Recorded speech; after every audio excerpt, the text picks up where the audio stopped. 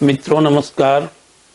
मैं advocate सुकेंदु Jaipuriyar legal advice के इस चैनल पर पुनः एक बार आपका स्वागत करता हूं। मित्रों, मैं जैसा कि आप लोगों को पता है कि मैं इस चैनल पर आपके द्वारा पूछे गए प्रश्नों का जवाब देता हूं और आप लोगों को लीगल एडवाइस देता हूं। जो समस्याएं हैं उस पर क्या करना है और क्या नहीं करना है। अभी मित्रों, चाईबासा से एक व्यक्ति ने मुझे एक मेल किया है जिसमें कुछ प्रश्न पूछा है।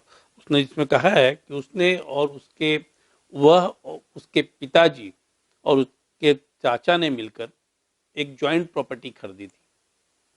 दोनों जिस घर में रह रहे थे वो जॉइंट प्रॉपर्टी थी, दोनों के नाम से थी। लेकिन अभी उसके पिताजी के बढ़ने के बाद उसके चाचा ने उस प्रॉपर्टी का सौदा कर लिया है और वह किसी और को बेच रहे हैं। तो मैं इस पर अपना क्लेम कैसे स्थापित करूं? तो मित्रों, मैं आपको बतला दूं कि जब दोनों के नाम से प्रॉपर्टी है, कन्वेंस डीड और जो रजिस्ट्री डीड दोनों के नाम से बनी हुई है, आपके पिताजी के नाम से बनी हुई है और आपके चाचा के नाम से बनी हुई है, तब ऐसी स्थिति में यह ज्वाइंट प्रॉपर्टी मानी जाएगी। ये दोनों की संयुक्त संपत्ति मानी जाएगी और किसी एक व्यक्ति का इस पर पूर्णतः अधिकार नहीं होगा। तो ऐसी स्थिति में जब ज्वाइंट प्रॉपर्टी है तो दोनों का बराबर बराबर उसमें हिस्सा होगा। तो आपके चाचा ने यदि किसी व्यक्ति के साथ एग्रीमेंट कर लिया है उसे बेचने के लिए, तो वह बिल्कुल ही गलत है। वह एग्जीक्यूट नहीं हो सकता है और यदि वह एग्जीक्यूट हुआ तो वह इलीगल होगा। दूसरा प्रश्न आपने यह पूछा है कि यह क्लेम वह कैसे करें। तो आपके पिताजी की चूंकि मृत्यु हो गई है और यदि आप इकलौते पुत्र हैं उनके, तो सीधे प्रॉपर्टी आपके नाम से वह ट्रांसफर होगी। ठीक है ना, वो आपके नाम से ट्रांसफर होगी, आपका उसमें अधिकार है।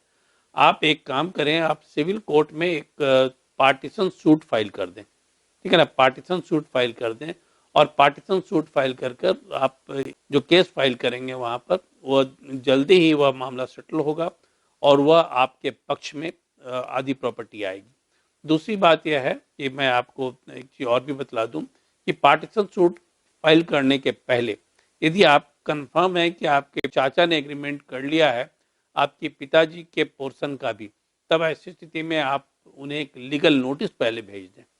ठीक है, लीगल नोटिस पहले भेज दें कि मुझे जानकारी मिली है कि आपने इस मेरे पिताजी के नाम पर भी जो प्रॉपर्टी है और आप दोनों के नाम पर जो ज्वाइंट प्रॉपर्टी है उसमें आपने अकेले किसी के साथ एग्रीमेंट कर लिया है और पूरी प्रॉपर्टी को आप बेचना चाह रहे हैं। ठीक है, तो और उसमें आप अपना क्लेम भी बतलाएं कि आपके पिता चूंकि ये ज्वाइंट प्रॉपर्टी है और आपके पिताजी के नाम का भी नाम इसमें है, तो दोनों के लिए बराबर की हिस्सेदारी है।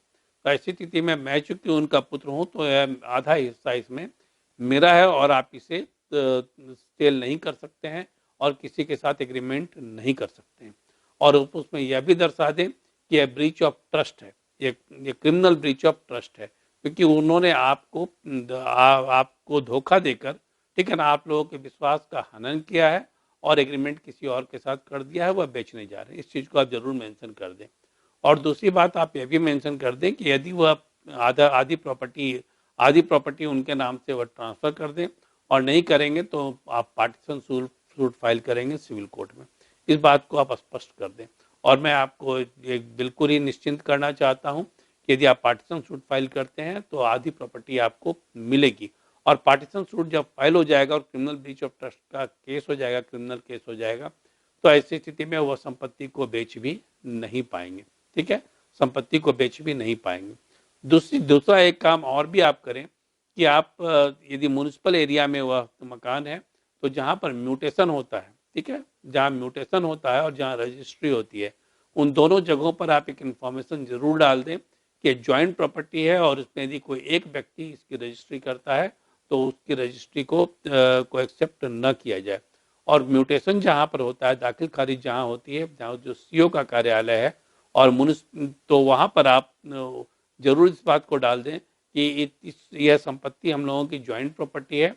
इसमें दोनों में से कोई एक व्यक्ति यदि पूरी संपत्ति का म्यूटेशन कराना चाहता है तो वह उस पर हमारा ऑब्जेक्शन है, उसका म्यूटेशन न किया जाए। तो मित्र, आपने जो प्रश्न पूछा, मुझे लगता है कि मैंने जो जवाब दिया है वो आपको आपके प्रॉब्लम का सॉल्यूशन ला कर देगा और आप निश्चिंत होकर अपनी प्रॉपर्टी को अक्वायर भी कर पाएंगे। मित्रों, मैंने जो यह चैनल है आप लोग के सहूलियत के लिए है और आप लोगों को ज़्यादा से ज़्यादा जानकारी देने के लिए, लीगल अवेयरनेस देने के लिए। तो ये मैं चाहूँगा कि ये ज़्यादा से ज़्यादा लोगों तक यह आप शेयर करें और साथ ही साथ आप इस चैनल को सब्सक्राइब भी करें। धन्यवाद।